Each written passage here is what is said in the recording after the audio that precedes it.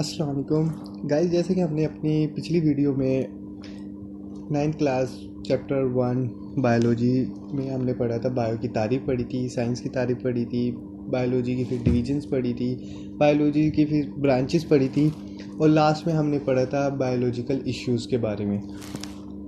अब हम इस चैप्टर को मज़ीद कंटिन्यू करते हैं।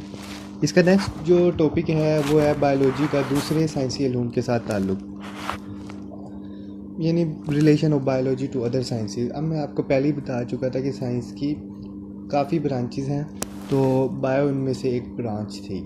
तो अब बायो का मज़ीद जो दूसरी ब्रांचेस हैं ना साइंस की, उसके साथ अब इसका हम रिलेशन पढ़ेंगे। अब इसकी ज़रूरत क्यों पेश आई थी, वो मतलब बायो का दूसरे साइंस या इल्म के साथ यानी दूसरी साइंस की जो ब्रांचेस हैं उनके साथ क्यों रिलेशन बनाया। तो उसकी बेसिकली वजह ये थी कि हमें बायो में ना मैथमेटिक्स की भी ज़रूरत पड़ती है, हमें फ़िज़िक्स के रूल्स की भी ज़रूरत पड़ सकती है। तो इनकी ज़रूरियात, इनकी रिक्वायरमेंट की वजह से हमने बायोलॉजी को दूसरी साइंस के साथ मतलब दूसरी जो ब्रांचेज़ है साइंस की उनके साथ इसका ताल्लुक़ को जोड़ा। अब सबसे पहले बायोलॉजी के जो दूसरी ब्रांच के साथ जोड़ा वो है बायोफिज़िक्स। बायोफिज़िक्स से अब क्या मुराद है? बायोफिज़िक्स इससे मुराद ये है कि जानदारों का मुताला फ़िज़िक्स के असूलों पर किया जाए, इसको हम बायोफिज़िक्स कहते हैं।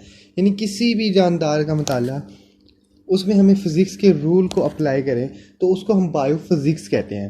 अब इसकी मिसाल मैं आपको ये देता हूँ, जैसे कि फ़िज़िक्स में लीवर और बायोलॉजी में जानवरों की टांगों के काम करने का असूल क्या है कि बायोफिज़िक्स से रिलेशन को शो करते हैं।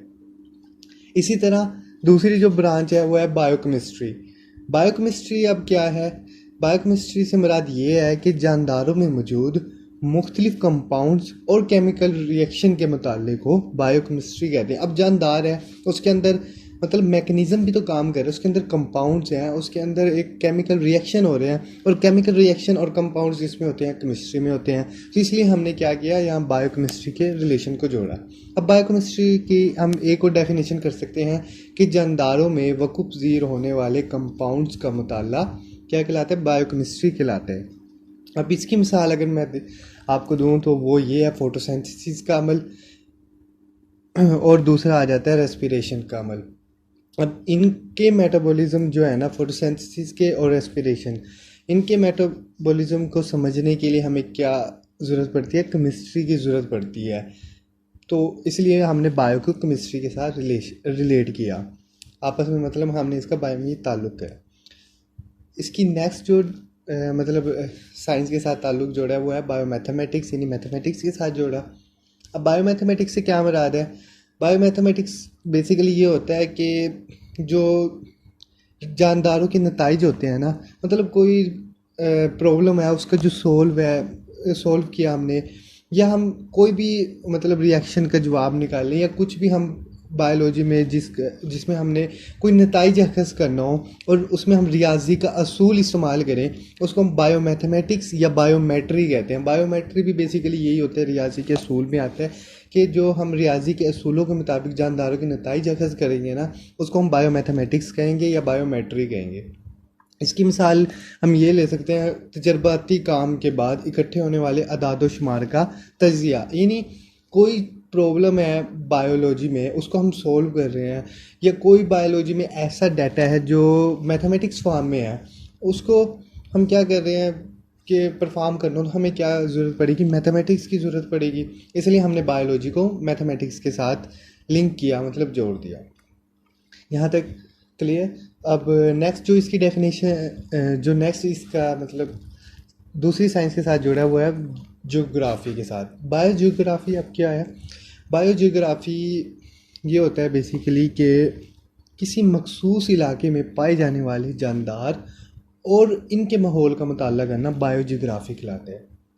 बायोजियोग्राफी ये होता है कि ना किसी स्पीशीज़ के बारे में ना इंफॉर्मेशन इकट्ठा करना, मतलब कि एक इलाके में किस किस्म की स्पीशीज़ पाई जा रही है, मतलब बायोजियोग्राफी इस बात को शो करता है। वो बताता है कि इस जगह ये स्पीशीज़ और इस किस्म की स्पीशीज़ पाई जा रही है और इतनी तादाद में स्पीशीज़ पाई जा रही है, और उनकी एक्टिविटीज़ को शो करता है, मतलब उनका अपने माहौल के साथ क्या ताल्लुक है, उनका दूसरे जानदारों के साथ क्या ताल्लुक है, मतलब वो सब किस में आ जाता है, बायोजियोग्राफी में आ जाता है। इसको हम ये भी कह सकते हैं कि जानदारों की स्पीशीज़ की मौजूदगी और फैलाव के मुताले को बायोजियोग्राफी कहते हैं। नेक्स्ट जो इसकी डेफिनेशन है वो है बायो इकनॉमिक्स। अब बायो इकनॉमिक्स क्या है कि माशी हवाले से जानदारों का मताला करना बायो इकनॉमिक्स कहलाता है। अब माशी हवाले से क्या मुराद है? अब इसकी मिसाल ये है कि एक गंदम की फसल है, उस पर हमने एक सरमाया लगाया, मतलब उस पर हमने खर्च किया, और अब इसकी कीमत फ़रोख्त का हिसाब करके मतलब हमने इसको फ़रोख्त कर दिया। अब अगर ये जो हमने सरमाया लगाया था, अगर हमें उससे ज़्यादा कीमत फ़रोख्त मिली तो क्या होगा? हमें नफ़ा हासिल होगा। अगर कीमत फ़रोख्त क्या हुई, कम हुई सरमाया से, तो हमें क्या होगा? नुकसान होगा। और ये हम तयन करते हैं, मतलब इस बात का हम नफ़ा नुकसान का जो तयन करते हैं ना, वो बायो इकनॉमिक्स में करते हैं। इसलिए हमें इकनॉमिक्स की क्या है ज़रूरत पड़ी है बायोलॉजी में। तो ये थी बायोलॉजी का दूसरे साइंसी इल्म के साथ ताल्लुक़। अब ये 5 हैं: biophysics, biochemistry, biomathematics, biogeography, bio economics. अब अगर लॉन्ग क्वेश्चन मतलब जो स्कीम आती है हर साल, अगर उसके मुताबिक आपका इस चैप्टर से लॉन्ग बन रहा है तो ये लॉन्ग बन सकता है और इम्पोर्टेंट लॉन्ग बन सकता है। अगर लॉन्ग बना तो, अगर लॉन्ग इस चैप्टर से नहीं आया तो ये शार्ट 5 के 5 डेफिनेशंस बहुत इंपॉर्टेंट है। मतलब ये बायोफिज़िक्स से क्या मुराद है, बायोकेमिस्ट्री से क्या मुराद है, बायोमैथमेटिक्स से क्या मुराद है, बायोजियोग्राफी से क्या मुराद है, इसी तरह बायोइकनॉमिक्स से क्या मुराद है। मतलब इस तरह के हम शार्ट भी बन सकते हैं। इसके अलावा MCQs इसमें से बन सकते हैं कि